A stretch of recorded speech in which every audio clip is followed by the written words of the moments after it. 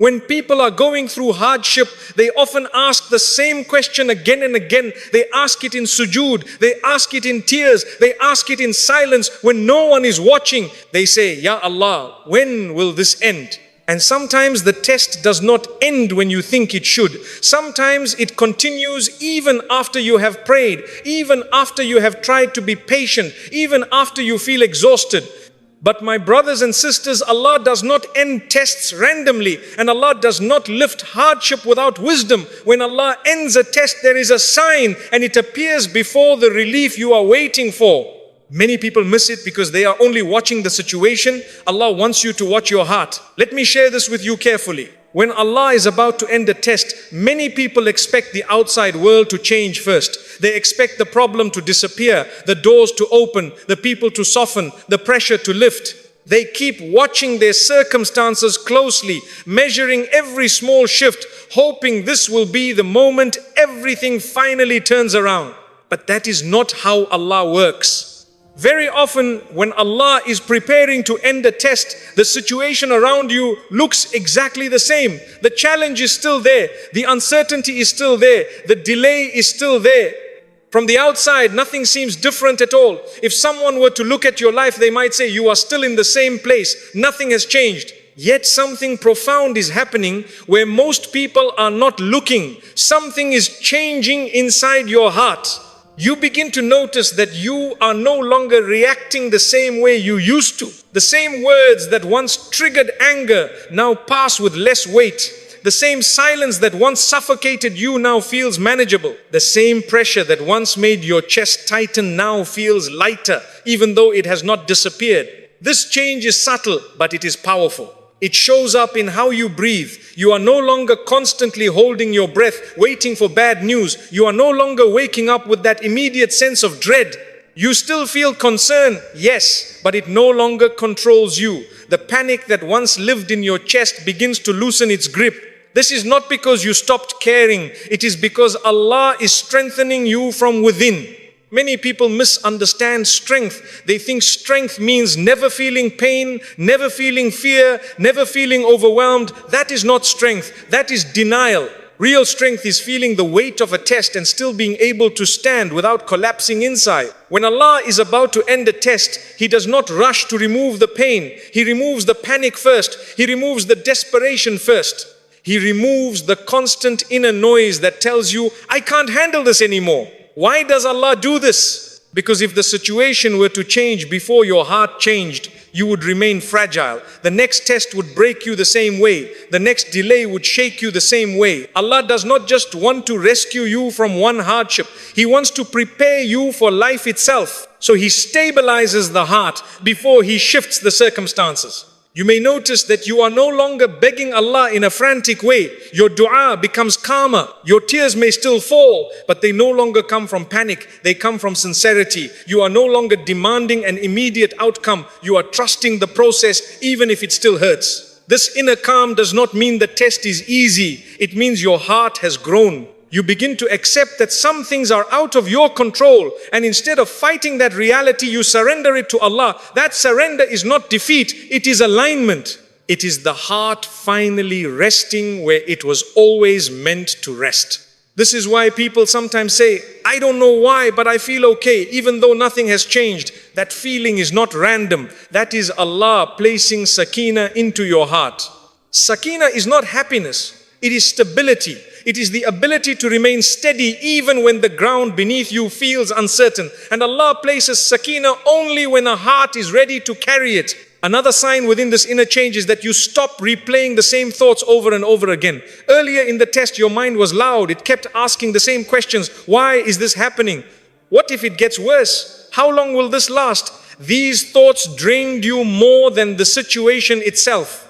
But now those thoughts come less often, and when they do come, they do not stay as long. You notice them, but you are not consumed by them. This is not because you found all the answers. It is because your heart no longer needs them. Allah has taught your heart to trust without seeing the full picture. You may also notice that your reactions toward others begin to soften. You become less defensive, less irritable, less sharp in your responses. Not because people suddenly became kinder, but because your heart is no longer operating from survival mode. When a heart is under constant threat, it lashes out easily. When Allah removes that internal threat, the heart relaxes. And the relaxed heart responds with wisdom instead of impulse. This change is deeply important. It means the test has already done much of its work. It has stripped away arrogance, impatience, and excessive attachment. It has humbled the heart, refined it, and taught it reliance on Allah alone. At this stage, even if the test continues for a while, it no longer feels unbearable. You stop counting the days. You stop watching the clock. You stop measuring your life by when this will finally end. You begin to live again, even inside the hardship. And this is where many people get confused. They think, if I feel calmer, does that mean I'm settling? Does it mean I've given up? No, it means Allah has carried you to a place of inner strength. This calm is not resignation, it is readiness. When your heart becomes calm inside the storm, Allah knows that you are no longer being defined by the test. You are no longer shaped by fear. You are no longer collapsing under pressure. That calm is preparation. Preparation for relief. Preparation for clarity. Preparation for whatever Allah has written next. So if you are in a situation that has not changed, but your heart has, do not underestimate that shift. Do not dismiss it as imagination. Do not ignore it because the problem is still there. That inner change is one of the clearest signs that Allah is working on your behalf. He is not late. He is not unaware. He is preparing you carefully. And when the heart is ready, the situation will follow. At the beginning of a test, most people make dua from a place of urgency and fear. The pain feels overwhelming, the confusion feels unbearable, and the heart is desperate for one thing above all else, for the hardship to end. So the words come quickly and repeatedly. Ya Allah, remove this. Ya Allah, take this away. Ya Allah, I cannot handle this anymore. There is nothing wrong with these du'as. Allah is most merciful. And He knows the weakness of His servants. He knows the heart cries out before it learns how to trust. But there is an important shift that happens when Allah is about to end a test. And it is one of the clearest signs that the heart has matured through hardship. The dua begins to change. You still want relief, but relief is no longer the only thing you are asking for. Something deeper starts to form in your heart. You begin to ask Allah questions that are no longer about escape, but about direction. You say, Ya Allah, guide me through this. Ya Allah, show me how to respond correctly. Ya Allah, don't let this trial distance me from you. This change matters more than people realize. At first, the test feels like an enemy. You want to run from it, you want to push it away, you want it gone at any cost. But when Allah is preparing to end the test, He helps you see it differently. You no longer see the hardship only as pain. You begin to recognize it as a process. You stop asking only for the door to close and you start asking Allah to teach you how to walk while it is still open. This is not because the pain has disappeared. It is because your relationship with Allah has deepened. You are no longer treating dua as an emergency alarm. You are treating it as a conversation with the one who knows you better than you know yourself. Earlier in the test, dua may have felt rushed. You prayed because you were scared of what would happen if things stayed the same. Your heart was tense. Your words were heavy. You were pleading from a place of anxiety.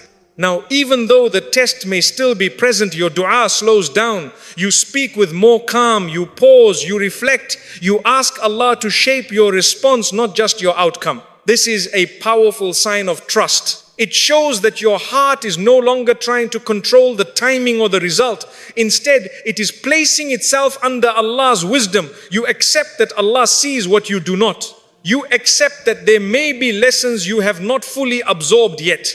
And rather than resisting that reality, you cooperate with it. You may notice that your dua becomes more honest. You stop pretending to be stronger than you are. You stop using perfect words. You speak plainly. You admit confusion. You admit weakness. You admit that you don't fully understand why this is happening. This honesty is beloved to Allah. Allah does not want rehearsed dua. He wants sincere hearts. And when a servant reaches a point where they can say, Ya Allah, I trust you, even when I don't understand you, that is a sign of deep Iman. Another important shift happens here. You stop making deals with Allah. At the height of hardship, some people bargain in their dua. They say, Ya Allah, if you remove this, I will do this. Ya Allah, if you fix this, I promise I will change. But when Allah is about to end a test, that transactional tone fades. You are no longer trying to negotiate your way out. You are seeking closeness, not escape.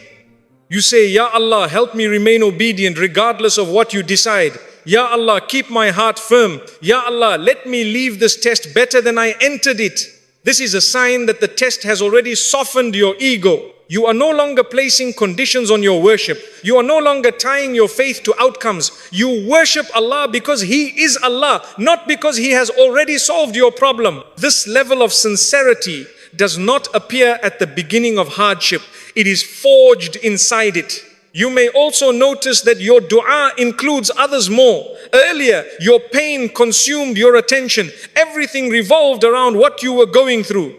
But now, even while you are still tested, your heart opens again. You pray for others. You think of those who are struggling in different ways. You feel empathy instead of bitterness. This expansion of the heart is another sign of growth. Hardship often shrinks a person inward. It makes them self-focused. When Allah is preparing to end a test, He reverses that contraction. He allows the heart to expand again. And with that expansion comes clarity. You begin to realize that the greatest danger was never the situation itself. It was losing your connection to Allah during it. Once that fear disappears, the test loses much of its power over you. You may still ask Allah to remove the hardship, but your peace is no longer dependent on the timing of His answer. You trust that when relief comes, it will come at the right moment. And if it is delayed, it is not cruelty, it is care. This is a difficult level to reach, but it is a beautiful one. It means your heart has moved from resistance to reliance, from panic to patience, from fear to faith, from control to trust. And when a servant reaches this state, Allah does not abandon them. Allah does not ignore such a heart. Allah responds in ways that are always better than what the servant imagined, even if the response does not come immediately. So if you find that your dua is changing, do not overlook it. If you find yourself asking Allah for guidance more than escape, understand that something important is happening within you. The test is doing its work. Your heart is being prepared, and Allah is closer than you think. Sometimes the test ends not when the problem disappears, but when the heart learns how to walk with Allah no matter what remains. And once that lesson settles, relief is never far behind. One of the clearest ways to know whether a test is still in its active phase is to look honestly at what it is doing to your relationship with Allah. Not what you claim outwardly, but what is happening quietly in your daily behavior, your habits, and your reactions when no one is watching.